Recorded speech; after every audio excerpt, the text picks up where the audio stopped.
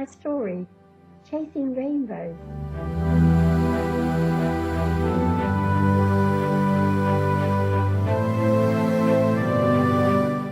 Chapter 3, New Beginnings. The couple she lodged with were amicable folk.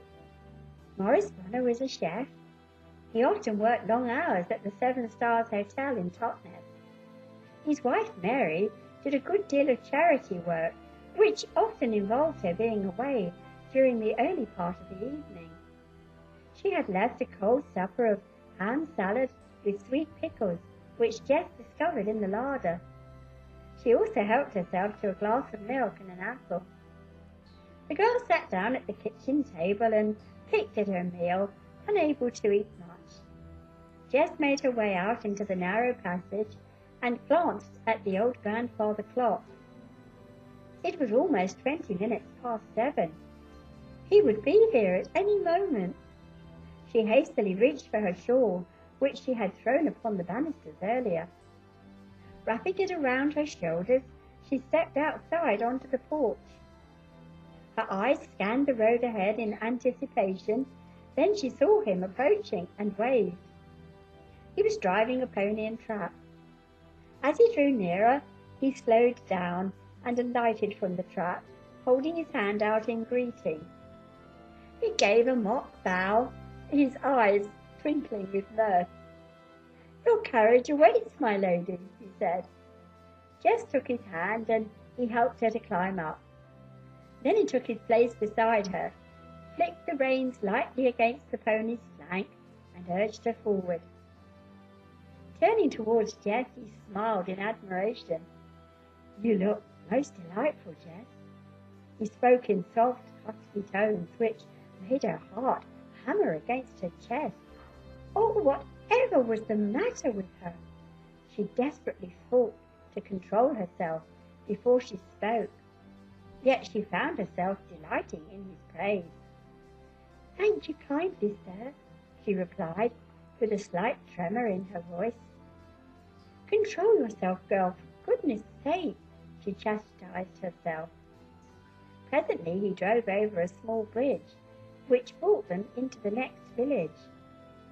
Jess was somewhat surprised when he drove on past, and they were soon out into the open countryside again.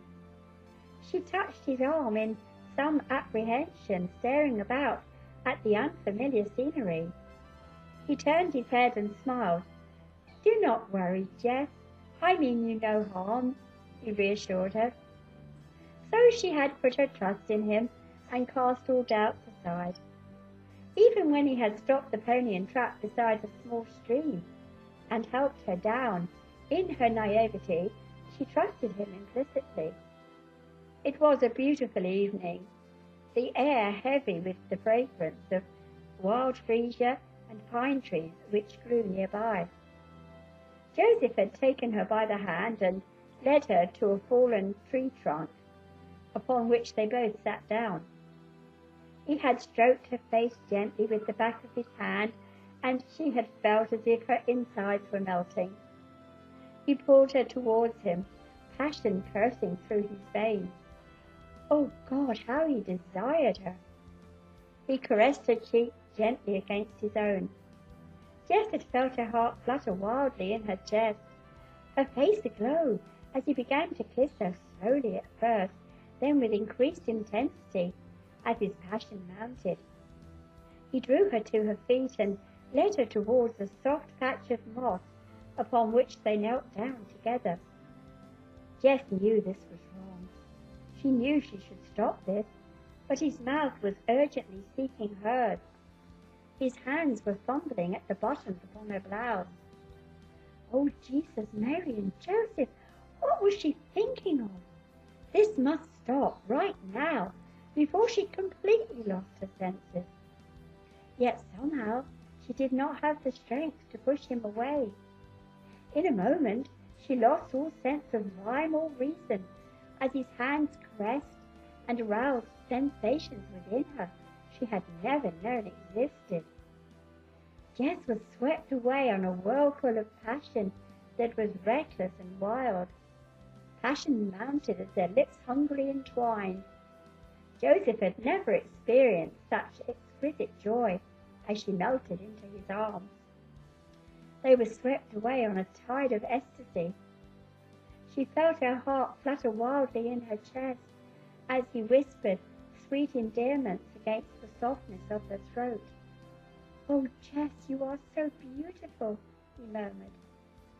She allowed him to gently remove her blouse, and she felt the light touch of his lips against her breast, teasing her taut nipple. Jess felt herself melting with desire and was fast losing control of her emotions. She delighted in the touch of his fingers, caressing her neck and stroking her hair, which had come loose and tumbled about her shoulders. She gazed above at the weeping willow gently waving in the breeze, was aware of the whisper of the pine trees and the rustle of little creatures in the undergrowth and the gentle tinkle of water splashing over stones. "Oh, Jess, my dear, please forgive me," he began. Yet she stopped him with her eager lips. Oh, she knew it was wrong. She should push him away. Still she continued to delight in the light touch of his palms upon her feverish skin. For if this was sin, then she would gladly pay the price. He kissed her eager lips, bruising them with his ardent desire. Locked within their impassioned embrace, two spirits united, entwined as one.